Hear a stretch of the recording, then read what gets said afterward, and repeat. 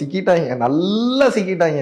இப்ப என்னன்னா, இறைவன் பெரும் கருணை கொண்டு பாகிஸ்தானாகவே இருக்கட்டும்னு ஆசீர்வாதம் பண்ணாதான் உண்டு.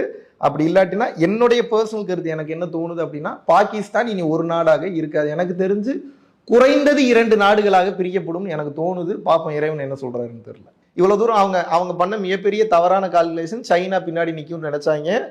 பகிரங்கமாக சைனா நிக்கிறேன்னு சொல்லல. அதுவே அவங்களோட ஒரு பெரிய பின்னடைவா நான் கருதுறேன்.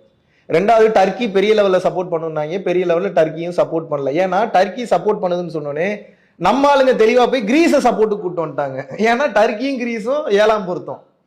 ஓ நீ டர்க்கி கூப்பிடுறியா, நான் கிரீஸ் நீ இப்படி போறியா, நான் அப்படி இருந்து வரேன்டான்னு நம்ம ஆளுங்க செக்மேட் வைக்கிறதெல்லாம் அடிச்சுக்கவே முடியாதுங்க. அதுவும் ஜெய்சங்கர் ஐயா வெளியுறவுத்துறை அமைச்சர் பா, நீ 1000 அரசியல் விஷயம் நீங்க பேசுனீங்கனாலும் அவருடைய இன்டெலிஜென்ஸை அடிச்சுக்க முடியாது. அஜித் தோவல் சார் சொல்லணுமா, பாகிஸ்தான்ல எத்தனை வருடம் உளவு அமைப்புல இருந்து பாகிஸ்தான் மக்களோட மக்களாவே இருந்து A to Z தெரிஞ்சுக்கிட்டு அவங்க பழக்க வழக்கம் நடைமுறை ஃபுல் டெரரிசத்தை A to Z கரைச்சு குடிச்சிட்டு வந்து இங்க இருந்தது மட்டும் இல்ல, இப்ப அவருக்கு பின்னாடி இப்ப பல 100 பேரை தயார் பண்ணிட்டாரு. அவர் மாதிரி ஒரு அஜித் தோவல் சாரே தாங்க முடியாது.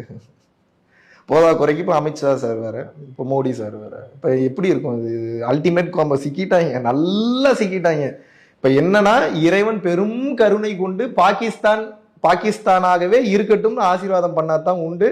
அப்படி இல்லாட்டினா என்னுடைய பர்சனல் கருத்து எனக்கு என்ன தோணுது அப்படின்னா, பாகிஸ்தான் இனி ஒரு நாடாக இருக்காது. எனக்கு தெரிஞ்சு குறைந்தது 2 நாடுகளாக பிரிக்கப்படும் எனக்கு தோணுது. பாப்போம் இறைவன் என்ன சொல்றாருன்னு தெரியல.